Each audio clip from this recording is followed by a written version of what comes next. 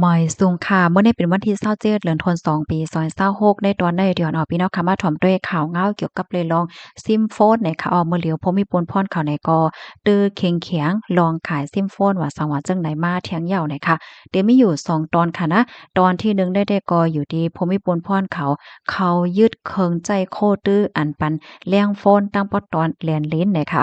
เมื่อวันที่25เดือนธันวาคมที่2ปี2026ในอยู่ดีโพกอนเจดอนกาญจนบุรีค่ะ ไล่หับตึงลาดว่ามีหลวงลักหลอมปล่อยแรงฝน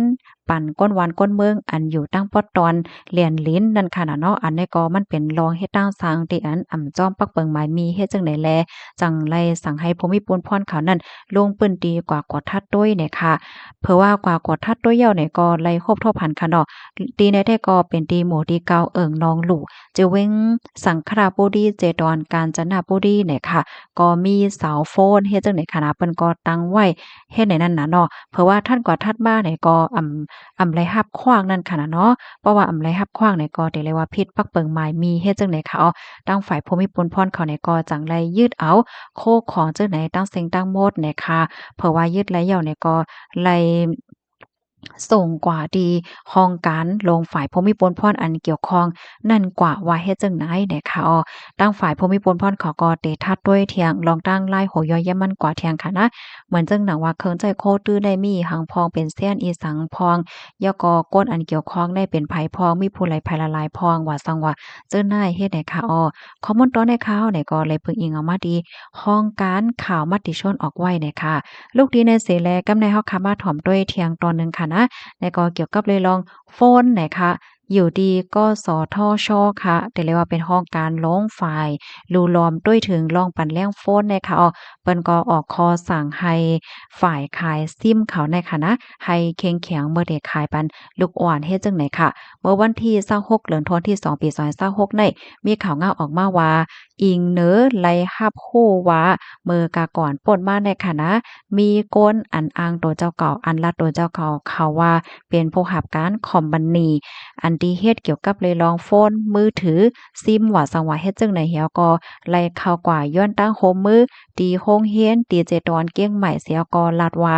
มีลองตรงหนึ่งปันตั้งโหตั้งหันเกี่ยวกับเลยลองสแกมเมอร์ลองหยอกเหรียญตั้งออนไลน์จากเพียนเขาเสียก็มีลองแจกซิ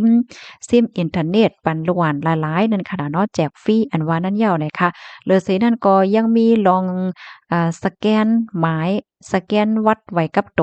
และตั้งหน้าลูกหวานเทียงเป็นหลายปอกหลายกำเฮ็ดจังได๋คะตั้งโครงการลงฝ่ายกสทชเนี่ยก็จั่งไลออกเพิ่นลิกเพิ่นลาย ถึงกว่าดีก้นที่อันเฮ็ดเกี่ยวกับไปลองโฟนว่าซิมโฟนว่าอันลงปืนตีเจิ้นนายค่ะไฮไลท์คับขึงเฮ็ดจ้อมหนังเปิงข้อที่1ค่ะลองลงเส้นสายไม้ซิมเปิดดาเดเปิดซิมนั่นเดไลเปลี่ยนกว่าจ้อมหนังเยื่องอันเยื่องไม้ของโพใจดีอันลงเส้นสายไม้นั่นเด้ๆเฮ็ดจังไหนคะนะว่าซื้อซิมโฟนปอกกำไรในเดเอากว่าใจตื้อดีหลายเดเอากว่าใจตื้อโยโย่ห้า ก็ตื้นว่าเดี๋ยวเลยเป็นอันเอากะใจตื้อกูมือวันโยโย่ในภาวะจัดปานตัวเจ้าเก่ากะนานก้อยนั่นค่ะน่ะเนาะก็ได้หลายลาดนี่ที่พมิพลพรเขาเฮ็ดจังไหนเนี่ยค่ะย้อนก็เพราะว่าโกว่าซื้อเหี่ยวก็กว่าใจตื้อหยอกแลนเปิ้นหามนั้นก็กว่าคายปันจุ่มจ้าเพียนหาสังหาเนี่ยเปิดดาเดกว่าแกลิดเปิดดาเดแกลิดลองตั้งจังไหนยาวเนี่ยค่ะกำนั้นแลเมื่อเด็กขายปานนั้นแต่แลถามด้วยลิลิเสกวนว่าเฮ็ดไหนกำในมาแทงข้อที่2ค่ะก้นตีอันขายซิมโฟนว่าสังว่า จึงไหนๆค่ะเตไลลุ่มล่าด้วยถึงผู้หับการครองโตเจ้าเก่าลูกจ้างโตเจ้าเก่าลีลีอำนั้นก็ก้นดีอันเกี่ยวข้องอันเปิ้นฮ้องว่าโตแต้นเฮ็ดจังไหนคะนะมันได้มีมแจคอมบันนี้ที่อันเปิ้นขายซิมโฟนอันไหนตีเสียงตีล้านก็มีอันลงเปิ้นตีก็มีอันขายจ้อมวันก็มีแหน่มันได้เป็นจุ่มเลียงสารลองกล้าขายของเปิ้นนั่นค่ะนะเตเลยลาดเจอเขาได้ไว้กูก็กูก้นๆจังไหนนั่นค่ะนะว่า เดลัยตื้อกำเฮ็ดจอมหนังอันฝ่ายภูมิพลพรเขานั่น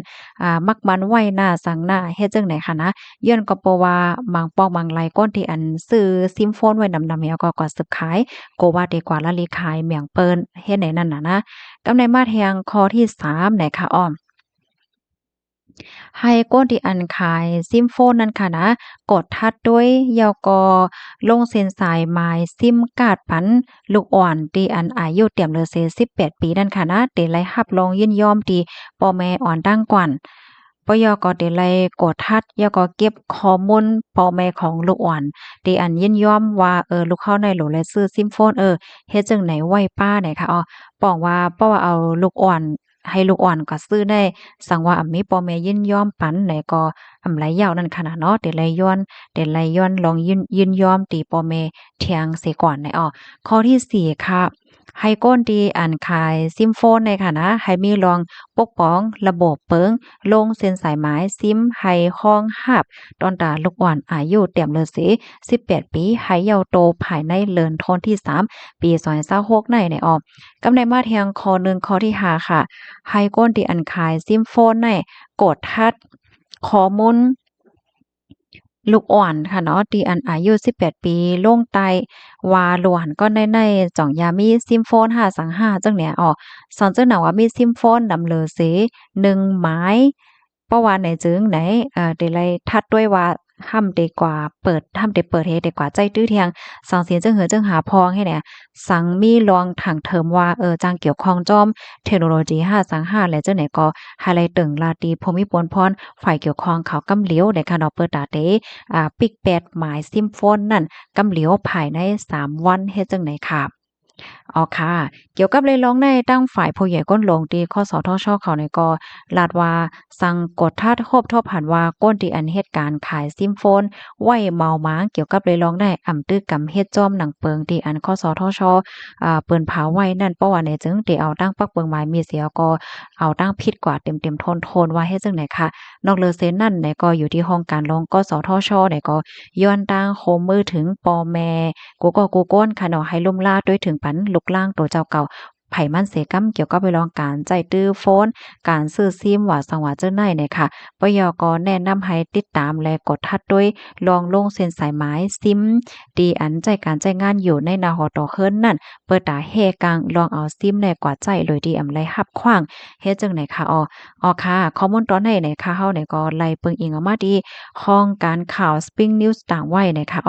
พี่น้องเฮาค่ะถ่อมข่าวง้าหัวแนวหันถึงจังหือพองค่ะดีเมืองไทยแน่มันได้เป็นจังไหนคะแน่นะห้องการลงกสทชไหนแน่ทางเมืองเฮาเนี่ยเปิ้นได้ฮ้องว่าอีหยังคะแน่มันได้เป็นห้องการลงฝ่ายเลี้ยงโฟนว่าเลี้ยงอันการกับสืบติดต่อกันเฮ็ดจังได๋คะนะเป็นห้องการลงปองจึงเฮ็ดจังได๋นี่ปยก็มันอันขายซิมเนี่ยซะมันได้มีคอมพานีอันหลายอันนั้นค่ะน่ะเนาะเหมือนจังว่าซิมเฮาได้ก็